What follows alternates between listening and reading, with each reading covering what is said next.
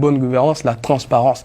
Puisque un ministre qui est débarqué, on doit pouvoir savoir ce qu'il a amassé. Est-ce qu'il a détourné ou pas des fonds? Les citoyens que nous sommes ont un devoir de contrôle des ressources publiques. Et donc cette question de la transparence, elle est fondamentale. Moi, vous me dites que le président dit que ces déclarations sont effectives. À partir du moment où je ne suis pas en mesure de les constater, alors même qu'en tant que citoyen, j'ai un devoir de contrôle, je peux mettre cela en doute, en réserve.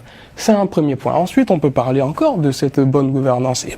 Les scandales qui ont jalonné votre gouvernance depuis 15 ans. 400 milliards, le programme présidentiel d'urgence. 500 milliards, la filière café-cacao. 1000 milliards, geste aussi. 100 milliards, le DG du Fer, que vous connaissez très bien, qui est ici à Paris, Monsieur Diaby Lassiné. Vous avez parlé donc d'un recul de l'impunité en Côte d'Ivoire. Très bien. Est-ce que vous pouvez me dire les sanctions qui ont été prononcées à l'encontre, par exemple, de Monsieur Diaby Lassiné, qui certes est présumé innocent?